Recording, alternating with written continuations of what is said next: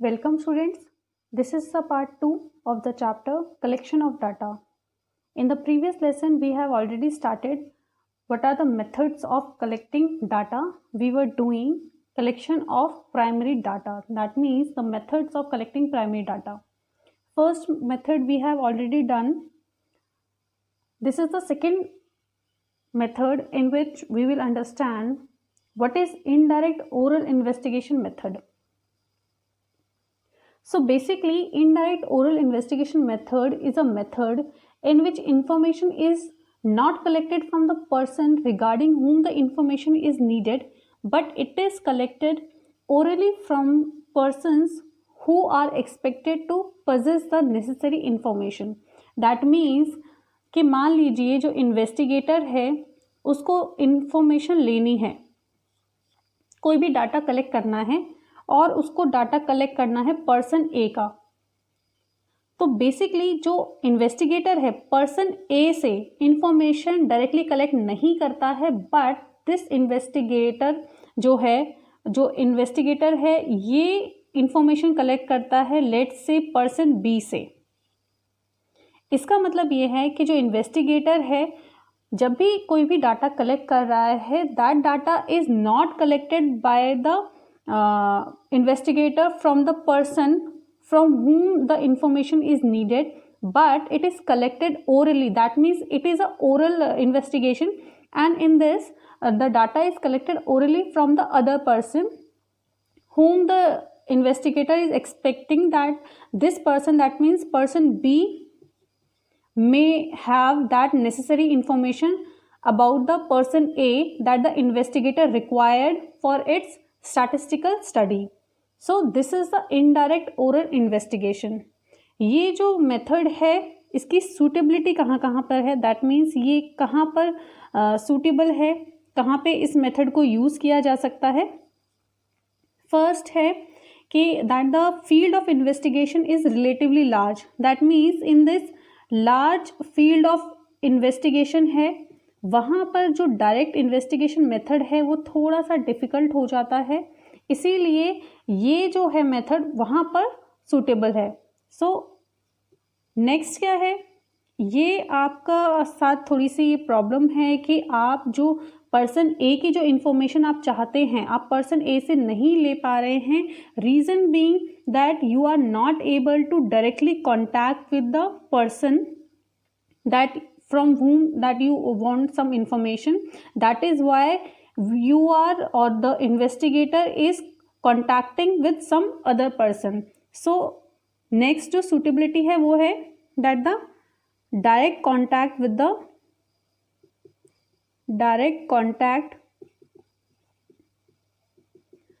the informant is not possible, or the person whom you are want to collect the information, that direct contact with that person is not possible. So direct contact with the concerned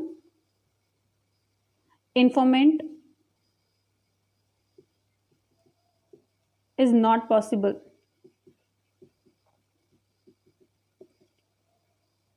next क्या है कि जो data है वो हमको जब collect करना है तो हमको ऐसा जब है हमको कोई एक्सपर्ट की वो चाहिए, इसमें राय चाहिए, या फिर आप कह लीजिए कि जो इन्फॉर्मेंट है वो उतना ज़्यादा लिटरेट नहीं है कि वो इन्फॉर्मेशन को या फिर जो भी क्वेश्चन आप उनसे पूछना चाहते हैं उसको ठीक से समझ सके और उसका आंसर कर सके।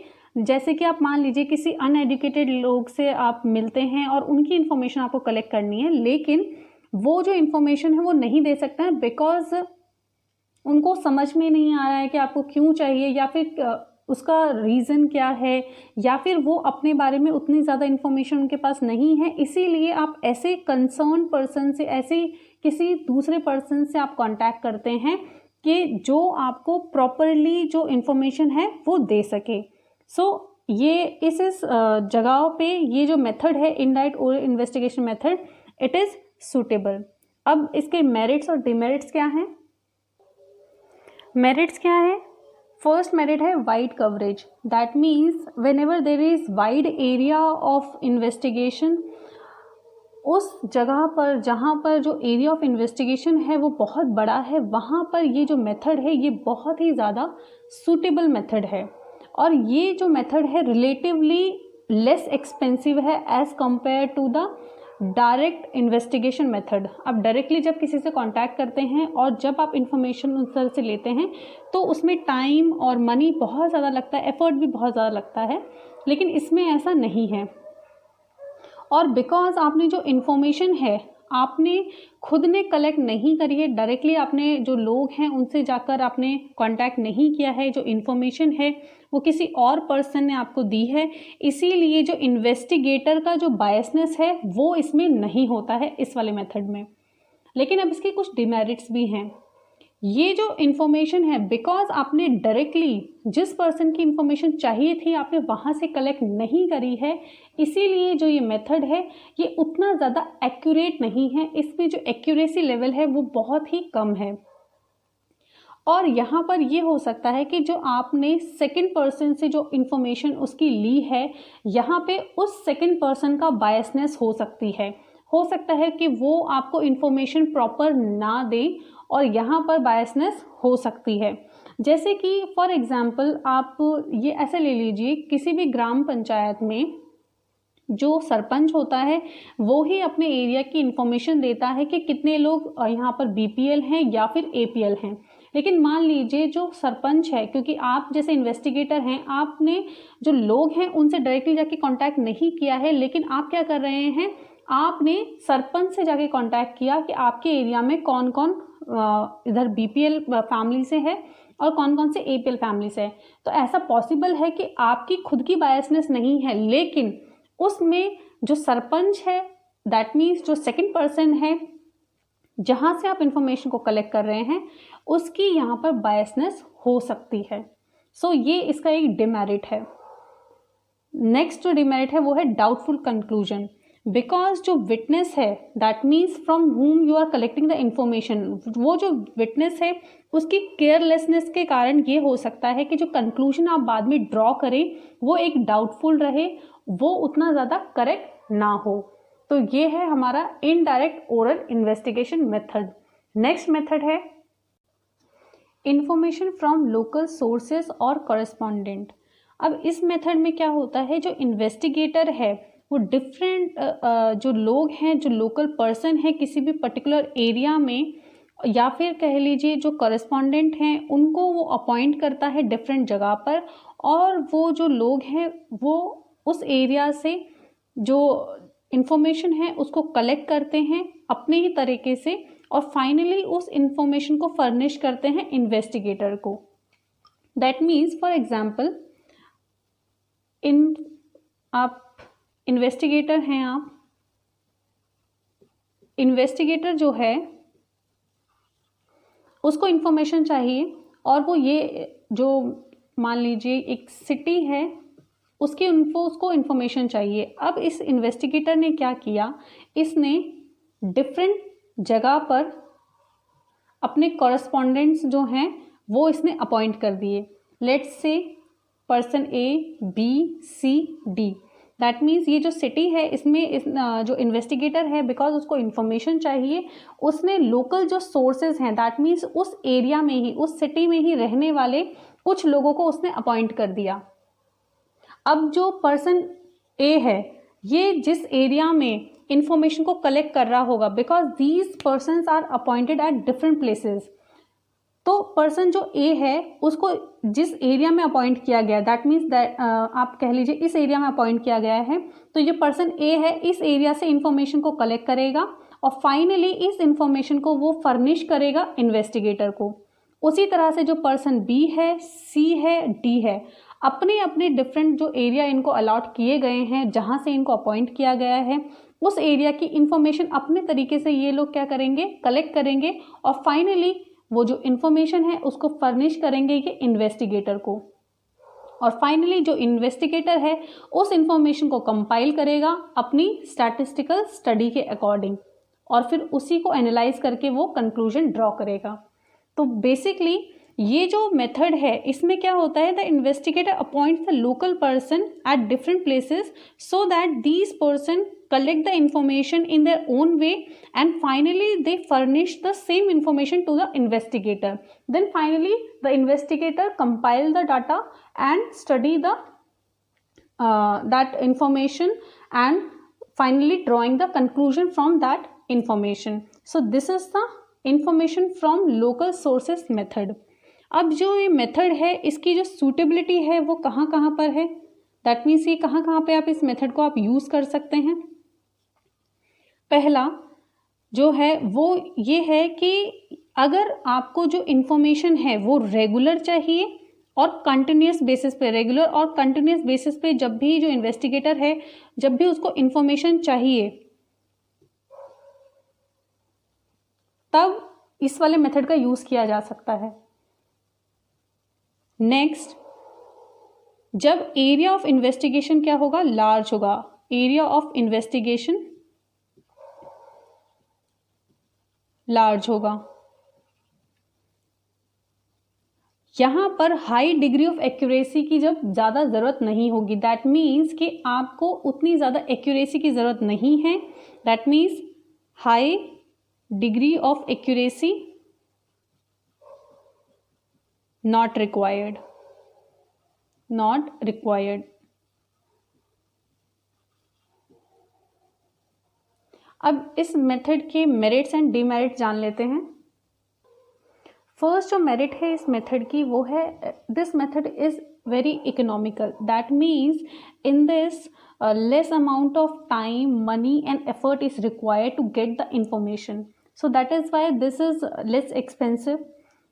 यहाँ पर जो एरिया ऑफ इन्वेस्टिगेशन है वो लार्ज इसमें सूटेबल है, दैट मीन्स कि जब भी हमारा जो एरिया ऑफ इन्वेस्टिगेशन है वो लार्ज होगा उस टाइम पे इस मेथड को हम यूज़ कर सकते हैं। So in this wide coverage is there. और अगर आपको कोई भी इंफॉर्मेशन ऐसी चाहिए जो कि आपको कंटिन्यूस बेसिस पे चाहिए, बिकॉज जो इंफॉर्मेशन का जो नेचर है वो टाइम टू टाइम चेंज हो रहा है, कैसे भी मान लीजिए, उस टाइम पे आपको जब भी ऐसी इंफॉर्मेशन चाहिए होगी जो कि कंटिन्यूस बेसिस पे चाहिए तब इस मेथड को आप इजीली यूज़ कर सकते हैं। अब इसके डीमेरिट क्या है, डीमेरिट ये है बिकॉज इस मेथड में आपने काफ़ी सारे जो इन्वेस्टिगेटर है उसने काफ़ी सारे जो लोकल सोर्सेज हैं या फिर कह लीजिए करस्पॉन्डेंट हैं उसने अपॉइंट किए हैं, और जो करस्पॉन्डेंट हैं उन्होंने जो इन्फॉर्मेशन जो कलेक्ट करी है उन्होंने अपने अकॉर्डिंग करी है, तो इसीलिए जो इन्फॉर्मेशन है वो उतनी ज़्यादा ओरिजिनल नहीं है। दैट इज़ वाई यहाँ पे जो डाटा जो कलेक्ट किया गया है, जो इन्फॉर्मेशन कलेक्ट की गई है, it loss, there is a loss of originality in that information. Then next जो डिमेरिट है वो है लैक ऑफ यूनिफॉर्मिटी, बिकॉज जो डिफरेंट करस्पॉन्डेंट हैं उनके थ्रू इन्फॉर्मेशन कलेक्ट की गई है, इसीलिए इस मेथड में जो यूनिफॉर्मिटी है वो नहीं है, क्योंकि हर एक करस्पॉन्डेंट का जो वे है इन्फॉर्मेशन कलेक्ट करने का वो डिफरेंट है, तो इसीलिए जो इन्फॉर्मेशन है यहाँ पर यूनिफॉर्म नहीं हो सकती है। नेक्स्ट है लेस एक्यूरेट, दैट मीन्स मैं आपको ऑलरेडी बता चुकी हूँ कि यहाँ पे जो एक्यूरेसी लेवल है वो उतना ज़्यादा नहीं है। रीज़न क्या है, रीज़न ये है बिकॉज यहाँ पर जो है इन्फॉर्मेशन जो है वो करस्पॉन्डेंट्स ने कलेक्ट की गई है, इन्वेस्टिगेटर ने डायरेक्टली नहीं की गई है, और किस पर्सन के थ्रू की गई है इसमें जो एक्यूरेसी लेवल है वो थोड़ा सा कम है। So this is the information from local sources और करस्पॉन्डेंट मेथड। नेक्स्ट मेथड है हमारा information through questionnaire and schedules. ये जो मेथड है इसमें क्या होता है, जो इन्वेस्टिगेटर है वो एक क्वेश्चनेयर प्रिपेयर करता है to keep in mind what is the objective of the inquiry और द स्टडी। दैट मीन्स कि आपको किस पर्पस के लिए इंफॉर्मेशन चाहिए उसके अकॉर्डिंग ही जो इन्वेस्टिगेटर है वो एक क्वेश्चनेयर तैयार करता है, और उस क्वेश्चनेयर को वो डिफरेंट मेथड्स के थ्रू जो इन्फॉर्मेशन होती है उसको कलेक्ट करता है। पहले तो आप ये समझिए क्वेश्चनेयर क्या होता है। क्वेश्चनेयर आप मान लीजिए आपने इस तरह से कुछ क्वेश्चंस बनाए हैं, नंबर 1, नंबर 2, इस तरह से क्वेश्चंस बनाए हैं, दैट इज द क्वेश्चनेयर। सो इसमें जो इन्फॉर्मेशन है वो किस तरह से कलेक्ट की जाती है, 2 मेथड हैं। पहला है आपका मेलिंग मेथड,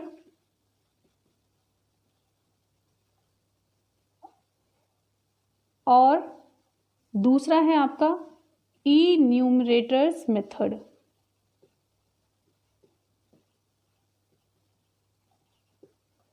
पहले हम मेलिंग मेथड की बात कर लेते हैं।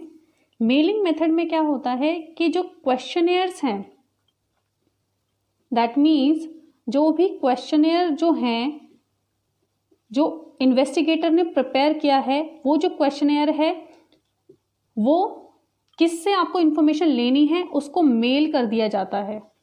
दैट मीन्स ईमेल के थ्रू वो क्वेश्चनेयर जो है, जैसे कि मान लीजिए जो इन्वेस्टिगेटर है उसको इन्फॉर्मेशन लेनी है पर्सन ए से, तो इन्वेस्टिगेटर ने क्या किया, उन्होंने एक क्वेश्चनेयर प्रिपेयर किया, जैसे नंबर 1 क्वेश्चन, नंबर 2 क्वेश्चन, इस तरह से उन्होंने काफ़ी सारे क्वेश्चन उन्होंने प्रिपेयर करे।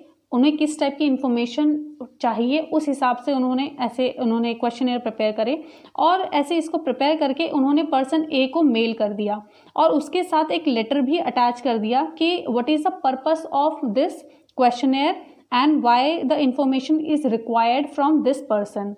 तो इस पर्सन ने क्या किया, उस क्वेश्चनेयर को इन्होंने, बिकॉज इन्होंने जो क्वेश्चन पेपर, जो भी इन्होंने क्वेश्चनेयर, एक शेड्यूल जो इन्होंने प्रिपेयर किया था उसके अकॉर्डिंग जैसे क्वेश्चंस लिखा हुआ है, इन्होंने इसके नीचे इन्होंने स्पेस छोड़ा था इन्वेस्टिगेटर ने, उन्होंने वहीं पे आंसर्स फिल कर दिए, और जैसे ही उन्होंने जब वो क्वेश्चनेयर है उसको कंप्लीट किया तो वापस इन्होंने ये जो क्वेश्चनेयर है उसको भर कर इन्होंने जो इन्वेस्टिगेटर है उसको दोबारा मेल कर दिया है। तो इस तरह से जो इन्वेस्टिगेटर है उसने इंफॉर्मेशन को कलेक्ट किया। That means in this the information is collected by sending the questionnaire to the informant from whom the information is needed. अब इस मेथड की सूटेबिलिटी क्या है? पहली जो सूटेबिलिटी है वो है कि वाइड एरिया ऑफ इन्वेस्टिगेशन है पहले बात तो। दैट मीन्स कि जहाँ से भी आपको इन्फॉर्मेशन लेनी है वो एरिया बहुत बड़ा है, और वहाँ पे डायरेक्टली जो इन्फॉर्मेंट है उनसे कांटेक्ट करना थोड़ा सा डिफिकल्ट है, दैट इज़ वाई। सेकंड क्या है, सेकंड जो सूटेबिलिटी वो ये है कि इन्फॉर्मेंट जो है वो एजुकेटेड होना चाहिए। अगर जो इन्फॉर्मेंट है वो एजुकेटेड नहीं होगा तो ये जो मेथड है ये इसमें यूज़ नहीं किया जा सकता है, क्योंकि यहाँ पर आपने मेल किया है तो इस क्वेश्चनेयर को समझने के लिए भी, और जो भी पर्सन है जिसको आपको इन्फॉर्मेशन लेनी है उसके पास ये जो टेक्नोलॉजी है इसका भी एक्सेस होना चाहिए। इसीलिए इसकी जो सूटेबिलिटी है वो ये है कि एक तो कवरेज जो है वो बड़ा होता है इसमें, वहाँ पे सूटेबल है, और जो इन्फॉर्मेंट है वो एजुकेटेड भी होना चाहिए। अब जो इस मेथड की मेरिट्स और डिमेरिट्स क्या हैं? मेलिंग मेथड की जो मेरिट है वो फर्स्ट है, it is a very economical method. That means ये यहाँ पर जो टाइम है, मनी है और एफर्ट है वो बहुत कम लगता है रिलेटिवली, इसीलिए ये इकोनॉमिकल मेथड है। सेकंड जो मेरिट है वो ये है कि ये बहुत ही ओरिजिनल, इसमें जो इन्फॉर्मेशन है वो ओरिजिनल मिलती है। रीज़न बिकॉज जिससे हमको इन्फॉर्मेशन चाहिए एक्चुअली वो इन्फॉर्मेशन उसी पर्सन ने दी है। दैट मीन्स आप जब भी अपने बारे में इन्फॉर्मेशन देंगे आप करेक्ट इन्फॉर्मेशन देंगे, दैट इज़ वाई जो भी इन्फॉर्मेशन है यहाँ पर बिल्कुल ओरिजिनल है। थर्ड जो मेरिट है वो है वाइड कवरेज। दैट मीन्स कि एरिया ऑफ इन्वेस्टिगेशन अगर बड़ा है वहाँ पर ये मेथड सूटेबल है, और ये हमको फ़ायदा देता है कि हम इजीली ये जो इन्फॉर्मेशन है वो ले सकते हैं। तो ये एक मेरिट है इसका। डीमेरिट क्या है कि होता क्या है कि आपने कई बार जिसको भी क्वेश्चनेयर भेजा है वो उतने ज़्यादा इंटरेस्टेड नहीं होते हैं उसको आंसर करने में, तो इसीलिए कई बार लैक ऑफ इंटरेस्ट की वजह से या फिर प्रॉपरली आंसर नहीं कर रहे हैं, पूरा फिल करके नहीं उन्होंने दिया है, कुछ क्वेश्चंस को उन्होंने छोड़ दिया है, तो यहाँ पर क्या है, ये डीमेरिट है। नेक्स्ट है लैक ऑफ फ्लेक्सिबिलिटी।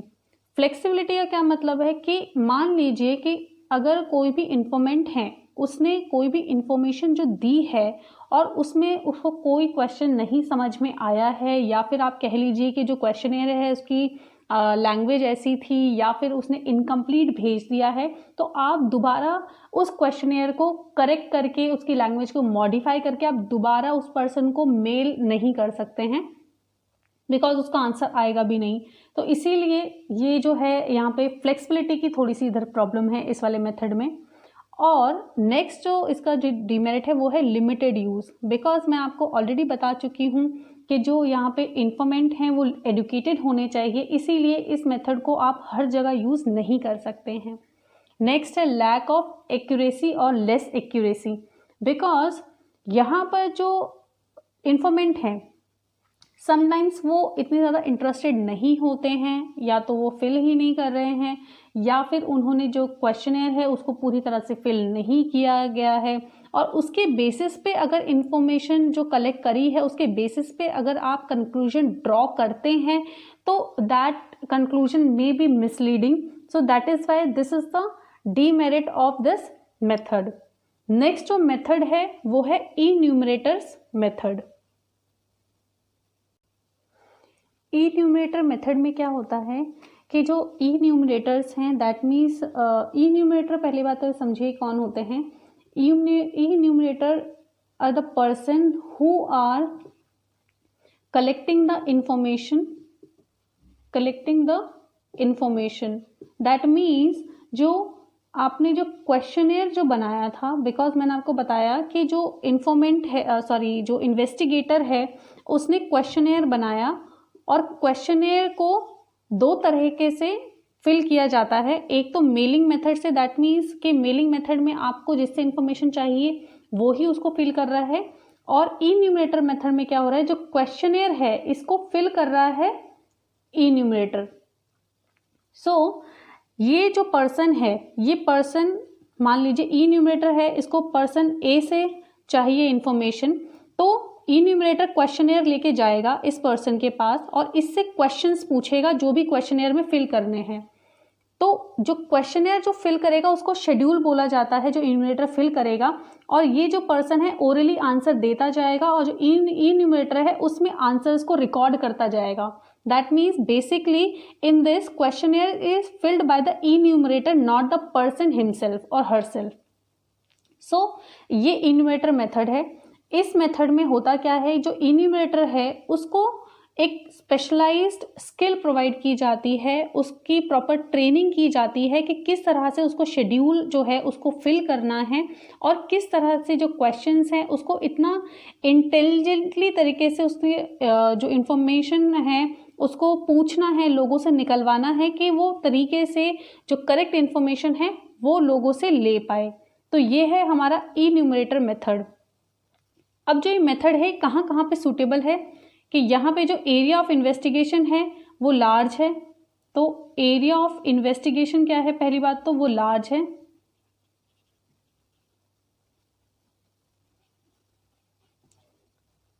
दूसरा कि यहाँ पर जो इन्वेस्टिगेशन है उसमें बहुत ही स्पेशलाइज्ड और स्किल्ड इन्वेस्टिगेटर की ज़रूरत होती है। तो यहाँ पर स्किल एंड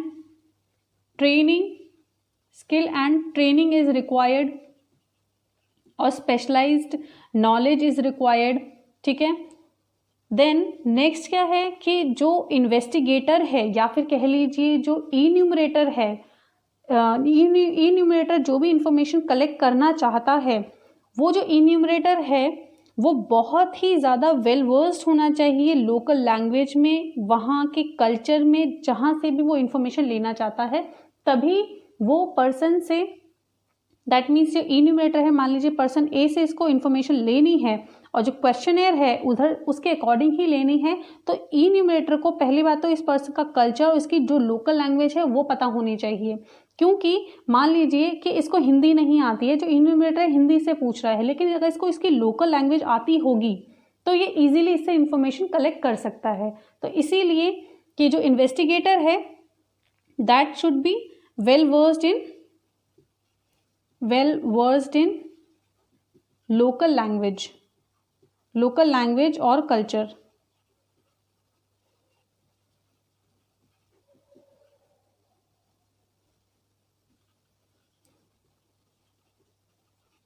तो ये है सूटेबिलिटी इस मेथड की। अब इसके मेरिट्स एंड डीमेरिट्स क्या क्या हैं। फर्स्ट जो मेरिट है इस मेथड की वो है वाइड कवरेज। दैट मीन्स कि जहाँ पर भी एरिया ऑफ इन्वेस्टिगेशन बड़ा होगा वहाँ पे इस मेथड को ईजिली यूज़ किया जा सकता है, इसीलिए ये इसकी फर्स्ट मेरिट है। नेक्स्ट है एक्यूरेसी, बिकॉज यहाँ पर जो इन्फॉर्मेशन है वो इन्फॉर्मेंट ने खुद ने दी है जिससे आपको इन्फॉर्मेशन चाहिए, बस जो इन्यूमरेटर है उसने उस इन्फॉर्मेशन को नोट डाउन किया है, इसीलिए जो रिजल्ट है यहाँ पर फेयरली एक्यूरेट निकलता है। थर्ड जो मेरिट है वो है पर्सनल कॉन्टैक्ट, दैट मीन्स कि यहाँ पर आप जिससे भी इंफॉर्मेशन चाहिए इन्यूमरेटर उससे पर्सनली जाके कांटेक्ट कर रहा है, इसीलिए जो इन्फॉर्मेशन है वो करेक्ट निकलती है, इसीलिए ये इसका एक मेरिट है। नेक्स्ट है इम्पार्शलिटी, दैट मीन्स बिकॉज जो इन्यूमरेटर जो भी इंफॉर्मेशन कलेक्ट कर रहा है वो खुद से यूज़ नहीं करने वाला है, इसीलिए यहाँ पर जो इन्यूमरेटर की जो बायसनेस है वो नहीं होती है, इसीलिए ये बहुत ही इम्पार्शल मेथड है।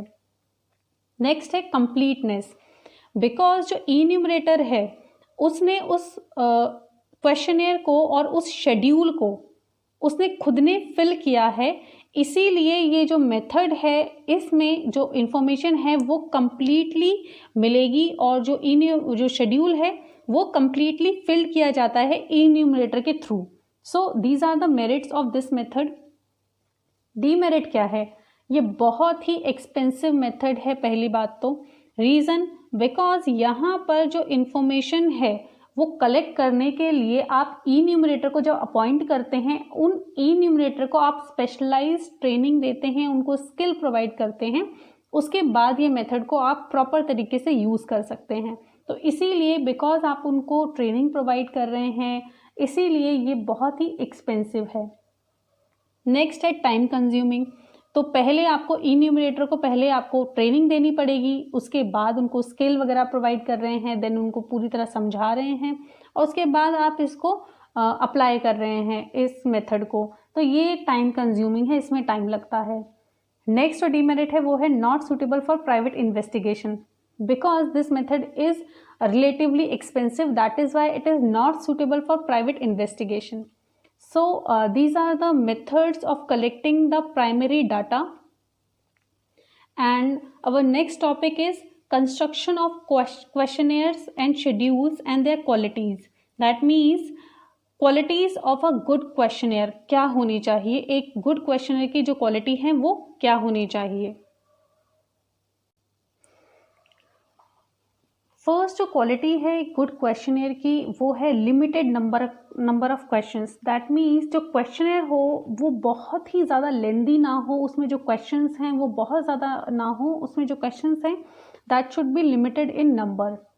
नेक्स्ट है सिंप्लिसिटी, दैट मीन्स कि उसकी जो लैंग्वेज है वो बहुत ही सिंपल होनी चाहिए, बहुत आप शॉर्ट तरीके से आंसर दे सके रेस्पोंडेंट, उस तरह से क्वेश्चंस को प्रिपेयर किया जाए, बहुत ही लॉन्ग और कॉम्प्लेक्स आंसर ना देने पड़े, उतने ज़्यादा जो क्वेश्चन है वो भी बहुत ही सिंपल लैंग्वेज में होने चाहिए ताकि इजीली जो रेस्पोंडेंट है उसको समझ सके और इजीली आंसर दे सके।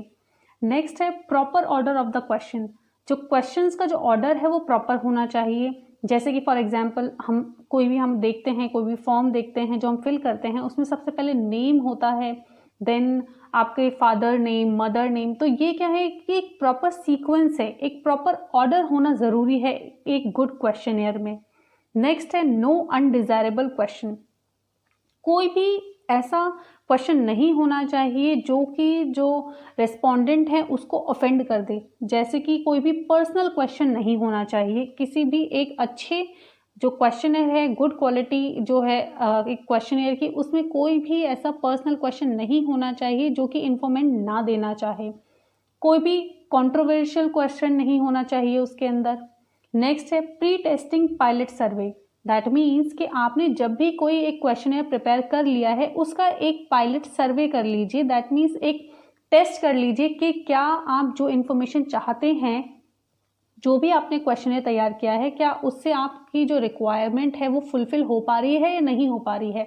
अगर नहीं हो पा रही है तो आपको किस तरह से उस क्वेश्चनर को कुछ मॉडिफाई करना चाहिए, चाहे उसकी लैंग्वेज हो या कुछ भी हो, उसको आप इस तरह से मॉडिफाई करना चाहिए। तो आपको पहले से ही प्रॉपर सर्वे करने से पहले एक टेस्ट ले लेना चाहिए उस क्वेश्चनर का।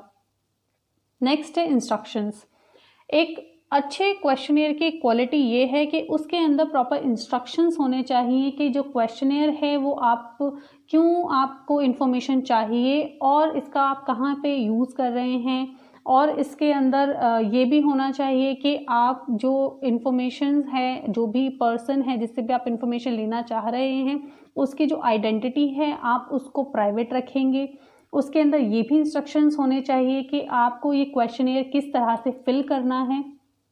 दैट मीन्स प्रॉपर जो इंस्ट्रक्शंस हैं वो होने ही चाहिए। नेक्स्ट है रिक्वेस्ट फॉर रिटर्न। जब भी आप क्वेश्चनेयर भेज रहे हैं उसमें एक रिक्वेस्ट ज़रूर होनी चाहिए कि जो भी आपको क्वेश्चनेयर मिला है वो आप प्रॉपरली फिल करके उसको रिटर्न ज़रूर कीजिए। So this is the qualities of good questionnaire. अभी तक हमने पढ़ा methods of collecting the primary data. In this class, in next class, I am going to teach you the methods of collecting the secondary data. So till then, goodbye and take care.